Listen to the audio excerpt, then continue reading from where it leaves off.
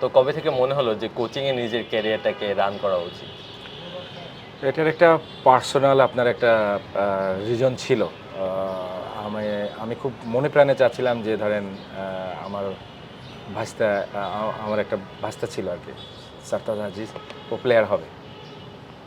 ওকে আমরা বা খুব যত্ন করে আমি আপনার চাচ্ছিলাম যে ও ক্রিকেটার হোক। বাট ও যখন দেখলাম যে বিকেএসপিতে আপনার ভর্তি করা হলো, সামহাউ কোনো কারণে ও নিজের সেরাটা আপনার ওই সময় বের করে আনতে পারছিল না। তো তখন নিজের কাছে প্রশ্ন জাগছিল যে আসলে কেন পারছে না?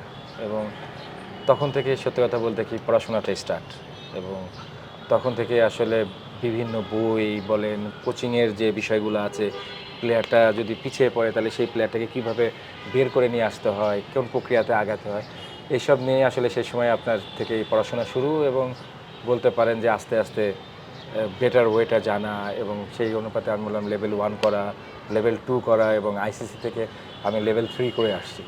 সো আমি এখন পুরো প্রক্রিয়াটা জানি এবং আমি চাই যে ভালো করছে তাকে কিভাবে কোচিং করাতে হবে, যে পিছিয়ে পড়েছে তাকে কিভাবে সাহায্য করতে হবে, যার স্কিলের ঘাটতি আছে তাকে কিভাবে স্কিল দিয়ে পূরণ করতে হবে।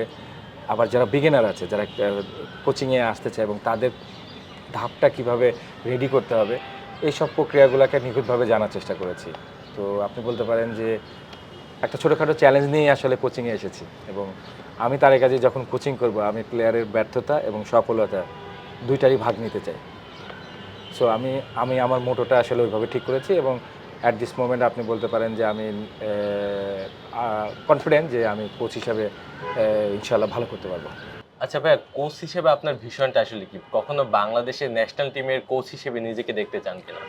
ইনশাআল্লাহ নিজেকে দেখতে চাই এবং যে প্রক্রিয়াতে আপনার আগাচ্ছি আমার মনে হয় যে ইনশাআল্লাহ একদিন আমার নিজেকে আমি বাংলাদেশ টিমের কোচ হিসাবে নিজেকে অবশ্যই দেখব।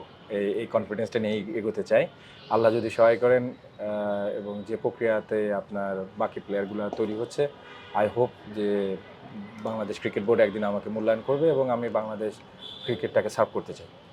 আমরা একদম শেষের দিকেই চলে এসেছি। তো যেহেতু ঈদ এবং বাংলাদেশের তরুণ ক্রিকেটারদের নিয়ে কি মেসেজ দিবেন?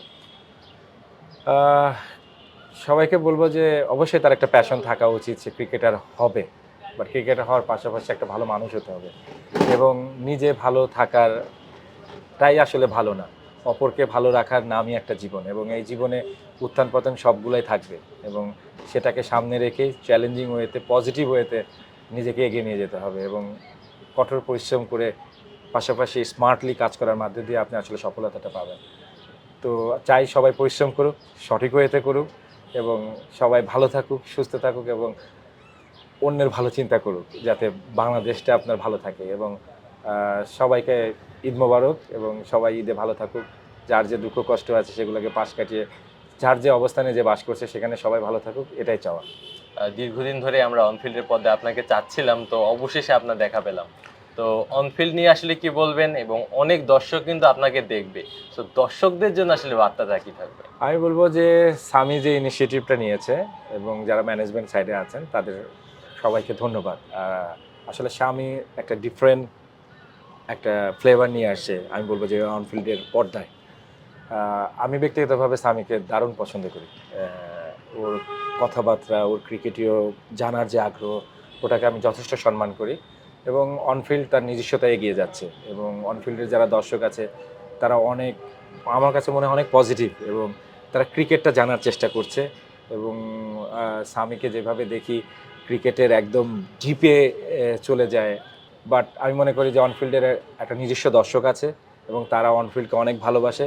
পার্সোনালি সামিকে অনেক ভালোবাসে এবং আমি চাই যে অনফিল্ড এগিয়ে যাক এবং সামি তার কাজের মাধ্যমে একটা নিজেকে অন্য উচ্চতায় নিয়ে যাক এবং অনফিল্ডের জন্য অন্তরের অন্তর থেকে অনেক শুভেচ্ছা।